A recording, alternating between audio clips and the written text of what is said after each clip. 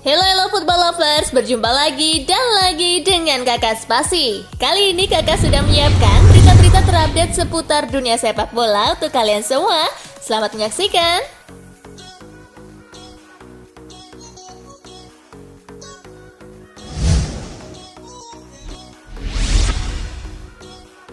Hasil Piala Dunia U17 singkirkan Mali, Prancis ke final. Timnas Prancis U17 melangkah ke final Piala Dunia U17 2023. Les Bleus lolos usai mengalahkan 10 pemain Mali U17 dengan skor 2-1. Prancis pun menang dan menantang Jerman di final Piala Dunia U17 2023 di Stadion Manahan Sabtu 2 Desember. Sementara Mali dan Argentina akan melakoni laga perebutan tempat ketiga Jumat 1 Desember.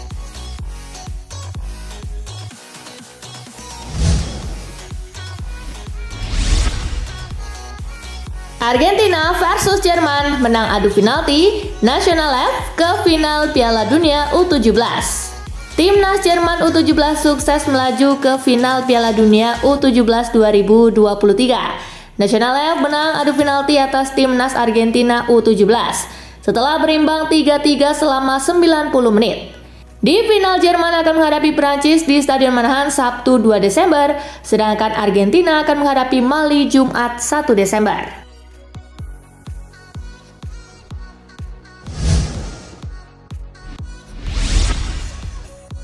Feyenoord versus Atletico, Los Colchoneros menang 3-1 dan melaju ke 16 besar. Feyenoord versus Atletico tersaji di Stadion De Kuip. Atletico membuka skor pada menit ke-14. Bek Feyenoord, Lutsarel Gertruida membobol gawangnya sendiri. Atletico menggandakan keunggulan di menit ke-57 lewat Mario Hermoso. Feyenoord memperkecil ketertinggalan pada menit ke-77 lewat Mats Wiever. Namun Feyenoord kembali membuat kesalahan pada menit ke-81. Gelandang mereka Santiago Jimenez melakukan gol bunuh diri. Skor 3-1 untuk Atletico. Hasil ini membawa Atletico ke puncak klasemen grup E dengan 11 poin. Pasukan Diego Simeone dipastikan lolos karena perolehan poinnya sudah tak mungkin bisa dikejar tim peringkat ketiga, Feyenoord dengan 6 poin.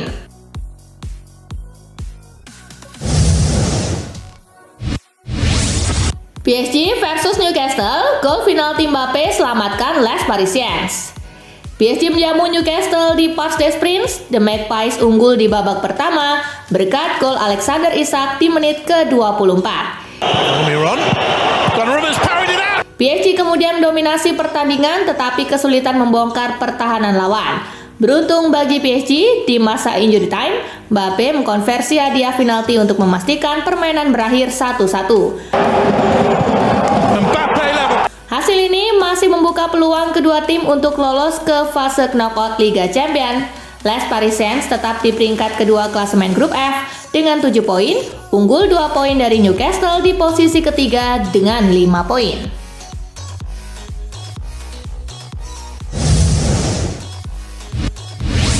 Barcelona versus Porto, comeback. Barca menang 2-1 untuk lolos ke 16 besar. Berlangsung di Stadion Montjuic, Pepe Aquino membuat publik tuan rumah terdiam setelah membuka skor tepat saat laga berjalan setengah jam. Joao Cancelo menginspirasi kebangkitan Barcelona yang mencetak gol untuk menyeimbangkan permainan di akhir babak pertama. Barcelona berbalik unggul di menit ke-57 lewat gol Joao Felix. Skor 2-1 bertahan hingga laga usai. Kemenangan ini membuat Barcelona dipastikan melaju ke fase knockout Liga Champions usai memuncaki klasemen grup H dan mengkoleksi 12 poin.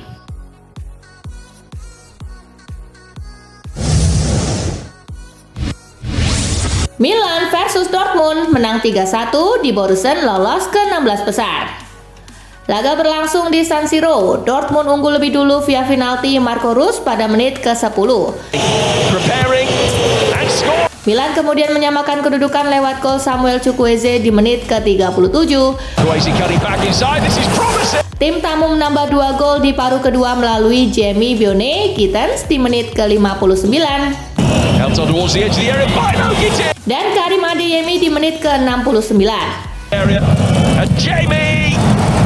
Laga tuntas untuk kemenangan Dortmund 3-1. Kemenangan ini membawa Dortmund ke puncak klasemen grup F dengan 10 poin, sekaligus memastikan diri lolos ke 16 besar. Milan terbenam di dasar klasemen dengan 5 poin.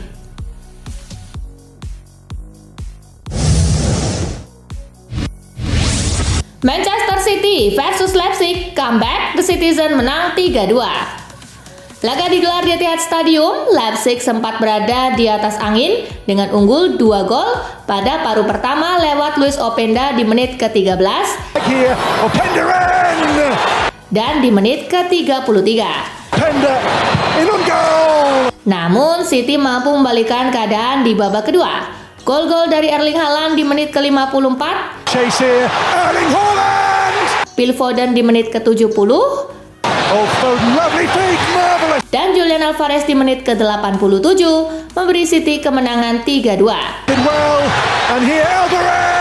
Dengan hasil ini City dipastikan jadi juara grup G. Pasukan Pep Guardiola itu mengumpulkan 15 poin setelah sempurna di 5 pertandingan. Sementara Leipzig di posisi kedua dengan 9 poin.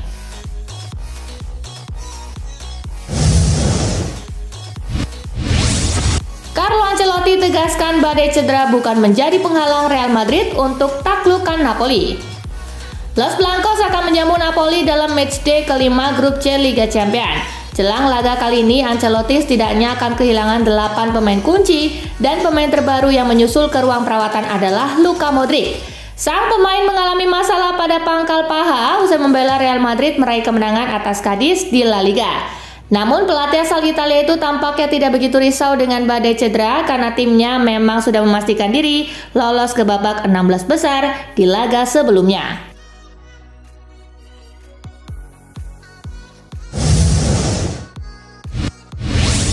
Erik ten Hag optimis MU tundukkan atmosfer neraka kandang Galatasaray. Manchester United akan menjalani laga sulit saat bertandang ke markas Galatasaray Rams Global Stadium. Erik ten Hag mengatakan Manchester United harus tetap tenang dan mengendalikan emosi mereka jika ingin mencuri poin penuh di kandang Galatasaray agar peluang mereka untuk lolos ke babak selanjutnya tetap hidup. Tim ini juga tahun lalu bertandang ke Barcelona dan bisa tampil bagus, jadi kami tahu bagaimana menghadapinya dan saya yakin besok akan menjadi tim yang percaya diri di lapangan, ujar ten Hag.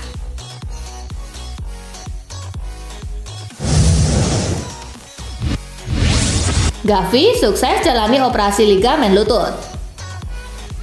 Barcelona memberi kabar terbaru soal Gavi. Gelandang mudanya itu dinyatakan sukses menjalani operasi ligamen lututnya.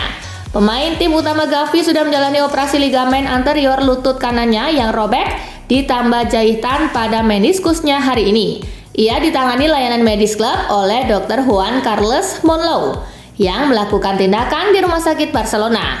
Tulis pernyataan Barcelona.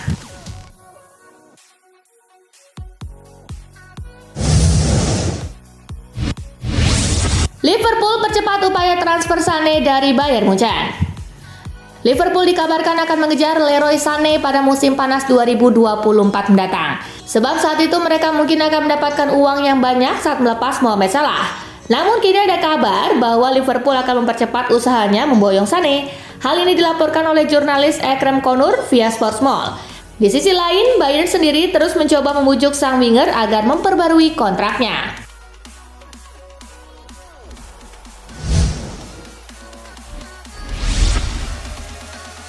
Erling Haaland cetak rekor baru di Liga Champions yang tak bisa dilakukan Messi dan Ronaldo. Taji Erling Haaland bersama Manchester City masih terus terasa. Kali ini korban terbaru Erling Haaland adalah klub Liga Jerman RB Leipzig. Haaland turut menyumbang 1 gol dari 3 gol yang dijaringkan Manchester City ke gawang Leipzig dalam kemenangan 3-2. Dikutip dari Opta Jo, gol tersebut menjadi gol ke-40 Haaland di Liga Champions. Hebatnya, ex penyerang Borussia Dortmund itu menjadi pemain tercepat yang menyentuh 40 gol di Liga Champions dengan usia 23 tahun 130 hari. Tidak hanya itu, Haaland juga menorehkannya hanya dengan 35 pertandingan saja. Itu termasuk saat masih membela RB Salzburg, Dortmund, hingga kini bersama Manchester City. Belum pernah ada pemain yang bisa melakukan hal itu sekalipun dua superstar sepak bola, Cristiano Ronaldo dan Lionel Messi.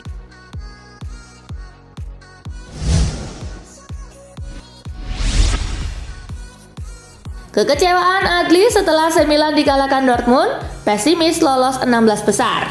Gelandang AC Milan Yacine Adli merasa sangat kecewa setelah timnya dikalahkan sang tamu Borussia Dortmund dengan skor 1-3 pada hasil Liga Champions Grup F matchday kelima Rabu 29 November. Kami kecewa dengan para fans, ini kesempatan besar yang gagal kita manfaatkan hari ini, buka Yacine Adli dikutip dari laman Football Italia. Kami tahu atmosfer di San Siro setelah kami tertinggal. Hal ini mendorong kami, tapi kami masih belum bisa menang. Terangnya, kami akan memberikan segalanya di Newcastle dan mencoba untuk menang, tetapi menurut saya kami memiliki peluang 2-3% untuk lolos sekarang. Lanjutnya,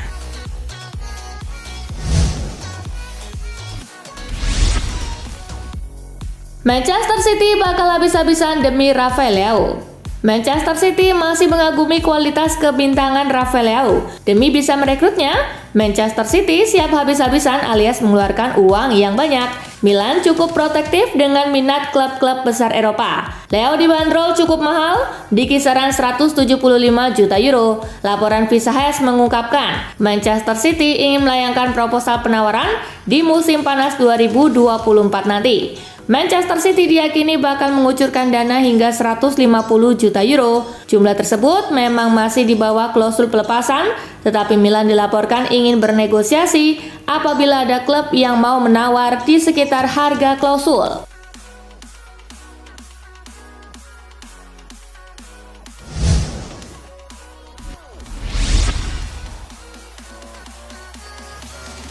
Liverpool percepat upaya transfer Sané dari Bayern Munchen. Liverpool dikabarkan akan mengejar Leroy Sané pada musim panas 2024 mendatang. Sebab saat itu mereka mungkin akan mendapat uang yang banyak saat melepas Mohamed Salah. Namun kini ada kabar bahwa Liverpool akan mempercepat usahanya memboyong Sané. Hal ini dilaporkan oleh jurnalis Ekrim Konur via Sportsmall. Ia mengklaim Liverpool akan mencoba mendatangkan Sané pada bursa transfer Januari 2024 nanti. Di sisi lain, Bayern sendiri terus mencoba membujuk sang winger agar memperbarui kontraknya.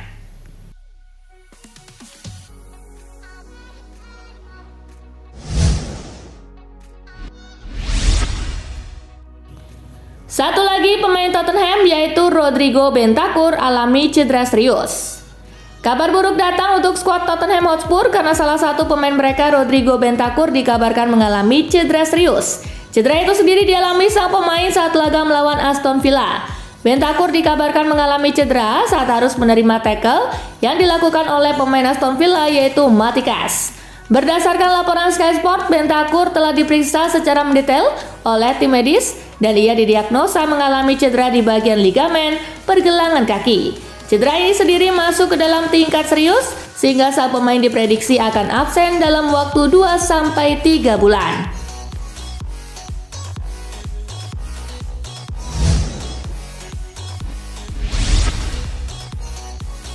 Mason Greenwood dapat ucapan selamat setelah cetak gol spektakuler di La Liga.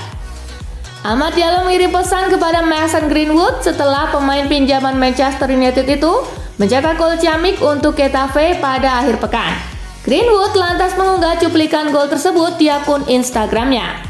Bagus bro, begitulah respon singkat Amad, lengkap dengan emoji hati.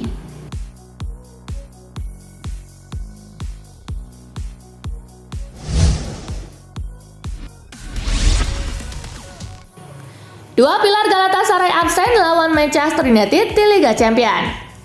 Setan Merah akan memainkan matchday kelima grup UCL di markas Galatasaray dan mereka wajib menang jika ingin menjaga asa lolos ke 16 besar. Menurut media Turki Sabah, Galatasaray mungkin akan bermain tanpa mantan bek Tottenham, Davinson Sanchez dan Abdul Karim Bardakci. Sementara Sanchez harus absen karena cedera pada otot belakang kiri atas. Verratti masih bisa masuk skuad hari pertandingan jika dia berhasil melewati tes kebugaran di saat-saat terakhir.